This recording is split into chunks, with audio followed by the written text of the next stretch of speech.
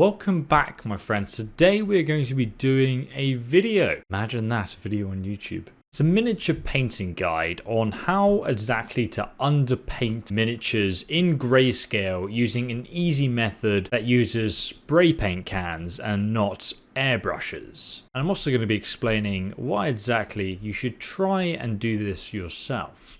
We're going to be using this Skyrim themed Dragonborn miniature for today's video example.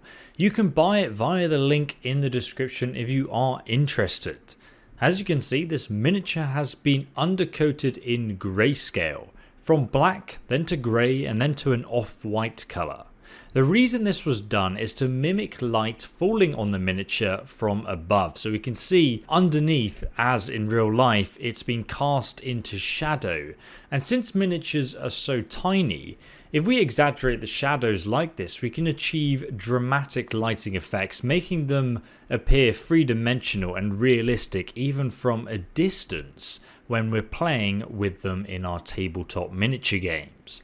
But most importantly, using this undercoating technique, we will unlock a new painting method when you actually come to colour the miniature. What you'll find is that if you thin down your paints to a translucent consistency, you'll be able to see the underpainting below the layers of colour, resulting in a natural looking highlight with virtually no effort on your part. This is a rather different way of painting miniatures compared to just blocking out sections of colour, like the arm is pink, the armour is brown, and then you just go and wash the miniature afterwards. This is a little bit more advanced, but you'll find that the method is a lot faster and more accurate if done properly, in my opinion. In this tutorial though, I'll be using spray paint to base coat the miniature. You can also use an airbrush, which is better due to the paint being thinner, so you don't end up losing any detail.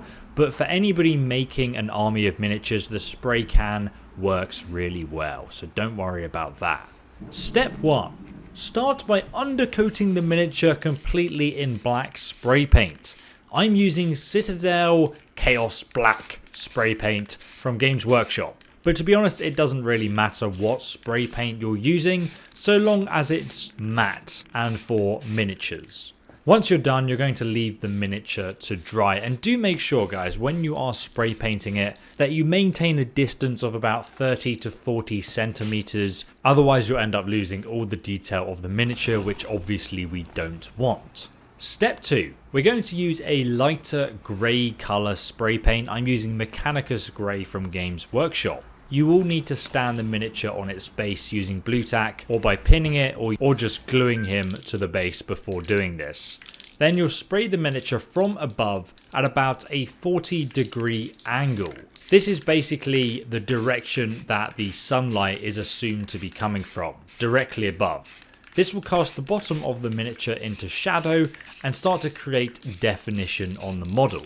And again, leave that to dry. And now we move on to step number 3. Finally, we're going to get a white spray paint. I'm using the Grey Sear spray paint from Games Workshop because it's an off-white colour and I prefer it over pure clumpy white spray paints. So this time we're going to spray the miniature directly from above to show the brightest highlight on it. And I'm actually going to be spraying around 10 degrees to the front side because I want my miniature to be lit from the front left, because I'm kind of imagining the Dragonborn from the front cover of Skyrim with one part of his face kind of cast into shadow like the video game art, and I kind of like that concept, so I want to have a little bit of that going on here in the miniature. And you can customize it yourself. You can have one side of the miniature completely light and the other side very dark. It's very simple to do, and this process really works for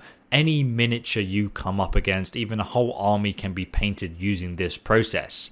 And if you like, you can say that you are finished after step 3, and you can move on to my next video guide, which is how to paint miniatures that have been undercoated with grayscale, and I'll link that below.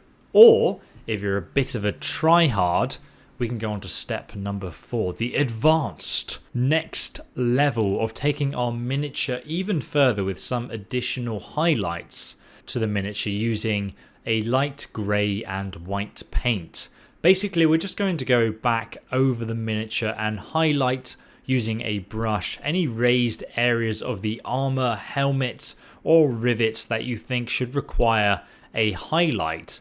Can now be painted using various brightnesses of white or grey paint to create an even further depth or highlight any specific areas of detail that you want to stand out on the miniature.